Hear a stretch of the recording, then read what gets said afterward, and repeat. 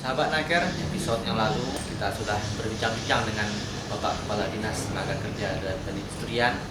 Pada episode yang lalu, beliau berpesan agar pencari kerja tidak hanya mencari kerja di Kota Padang, tetapi agar juga dapat mencari pekerjaan di luar Kota Padang, bahkan juga bisa juga bekerja di luar negeri.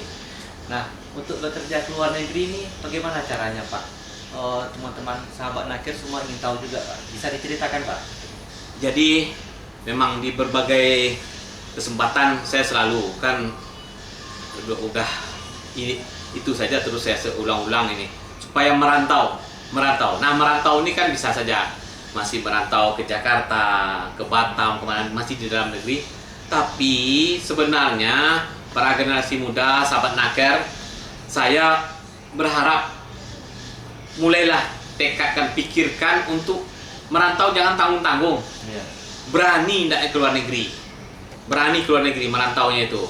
Nah ini, tapi sebelum merantau ke luar negeri ini, saya rasa perlu disimak dan diperhatikan benar tata cara bagaimana penempatan pemerintah ini mengatur penempatan pekerja migran Indonesia ini di luar negeri. Ayo kita simak penjelasan berikut ini.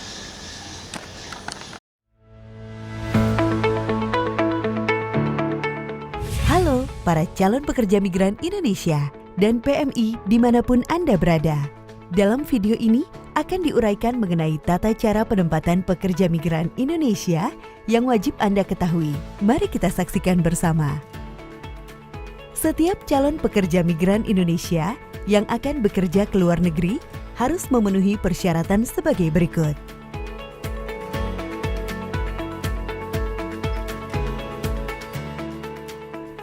Penempatan pekerja migran Indonesia ke luar negeri dilaksanakan oleh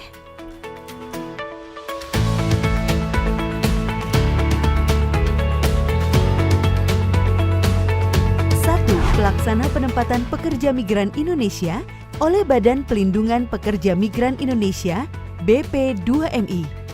Penempatan pekerja migran Indonesia ini dilaksanakan atas dasar perjanjian secara tertulis antara pemerintah Indonesia dengan pemerintah negara pemberi kerja atau pemberi kerja berbadan hukum di negara tujuan penempatan. Penempatan ini didasarkan atas kebutuhan pemerintah dan permintaan dari pemerintah negara pemberi kerja, pekerja migran Indonesia, atau pemberi kerja berbadan hukum di negara tujuan penempatan. Pelaksana penempatan pekerja migran Indonesia oleh Perusahaan Penempatan Pekerja Migran Indonesia atau P3MI.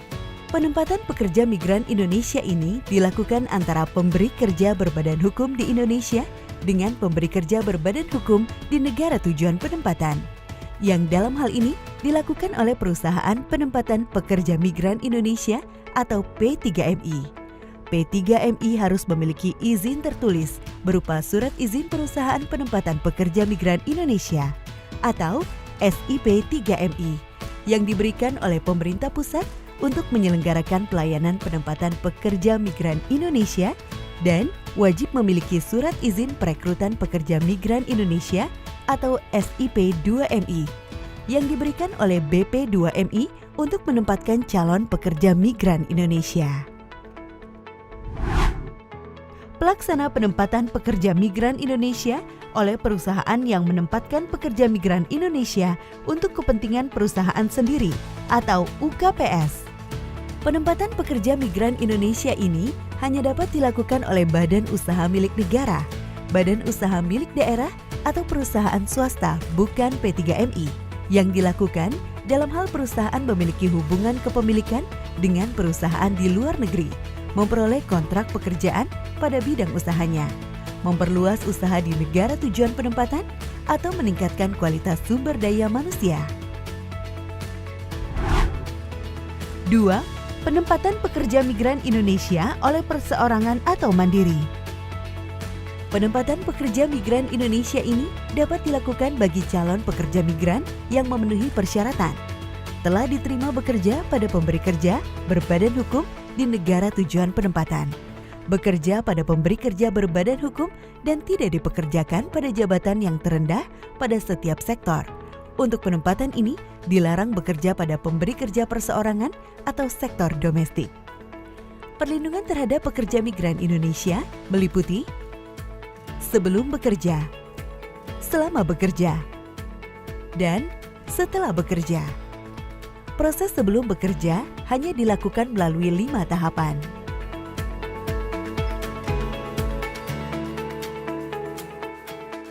Pertama, pendaftaran calon pekerja migran Indonesia tidak dipungut biaya dan dilakukan secara daring melalui Sisco P2MI yang terintegrasi dengan Sisnaker beserta dengan dokumen lengkap yang dipersyaratkan. Dokumen lengkap yang dipersyaratkan meliputi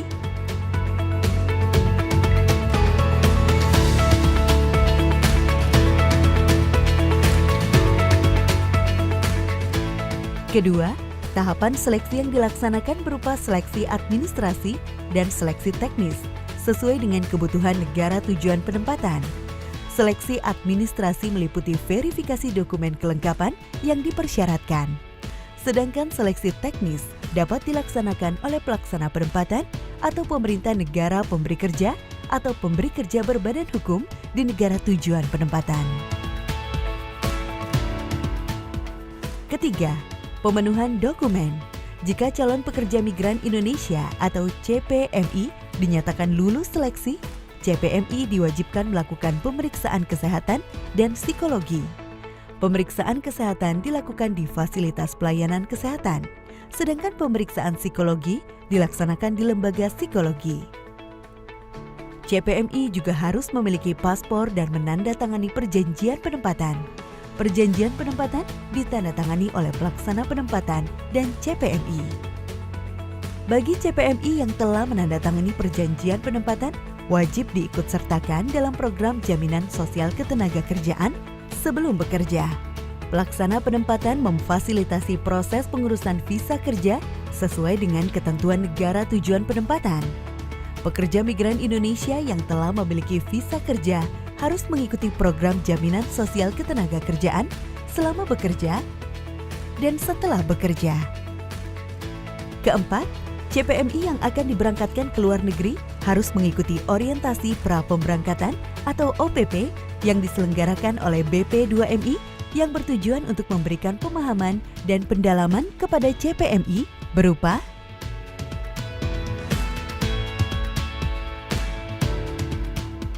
pada saat OPP juga dilakukan penandatanganan perjanjian kerja yang merupakan kesepakatan antara pemberi kerja dengan CPMI.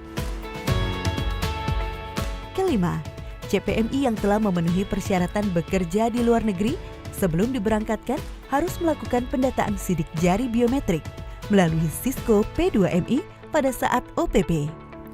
Bagi CPMI yang telah melalui seluruh proses penempatan sebelum bekerja, pelaksana penempatan harus memfasilitasi pemberangkatannya, serta menginformasikan keberangkatan pekerja migran Indonesia kepada perwakilan RI di negara tujuan penempatan. Proses yang harus dilakukan oleh PMI selama bekerja dimulai sejak PMI tiba di negara tujuan penempatan adalah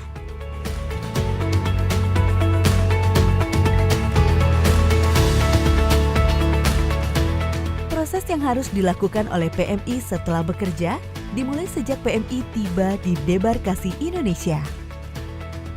Dan bagi PMI bermasalah, berdasarkan laporan perwakilan RI di negara tujuan penempatan, BP2MI memfasilitasi PMI dari debarkasi Indonesia sampai ke daerah asal. Halo para calon pekerja migran Indonesia, jika ingin bekerja ke luar negeri, ikuti prosedur yang telah ditetapkan ya, agar tidak menjadi PMI non-prosedural.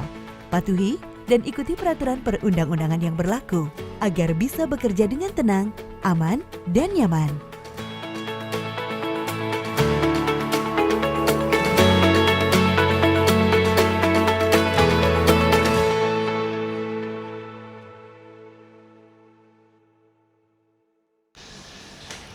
Setelah kita lihat tayangan tadi cukup jelas Pak apa yang telah disampaikan. Kalau ada sahabat nakir yang ingin perlu informasi lagi Pak, boleh datang ke kantor Dinas Tenaga Kerja Pak. Ya, jadi begini, betul itu. Yang jelas sudah memahami secara keseluruhan bagaimana pemerintah itu mengatur penempatan itu sangat jelas. Tapi kalau memang ada informasi lain yang ingin diketahui, silakan. Kita sangat terbuka. Ini kantor kita ini, kantor Dinas Tenaga Kerja dan Perindustrian Jalan Rasuna Said ini. Nah, yang kedua bisa langsung ke kantor Badan Perlindungan Pekerja Migran Indonesia BP2MI. Ini dekat juga di sini, Jalan Rasuna Said ini juga. Silakan datang untuk melengkapi agar lebih jelas lagi. Demikian sahabat Naker, apa yang telah disampaikan oleh Bapak Kepala Dinas. Mungkin ada pesan-pesan yang disampaikan pada sahabat Naker, Pak? Oke, untuk penutup kita pada informasi sekali ini, memang kembali saya ulang, usahakanlah mulai bicarakan dengan keluarga, rencanakan matang-matang, karena sekarang ini ada tawaran ke Jepang, kemudian ke Jerman juga ada, itu bagi tenaga kesehatan, perawat. Nah, ini sedang terbuka ini peluang. Silakan informasi berikutnya bisa diikuti pada lantai kerja berikutnya, episode berikutnya, ataupun datang langsung ke kantor kita akan beri kesempatan penjelasan lebih lanjut. Saya rasa itu Pak Faisal, kita akhiri saja. Ya, terima kasih Pak. Sahabat Naker, demikian saja episode hari ini. Kita berjumpa pada episode lantai kerja berikutnya.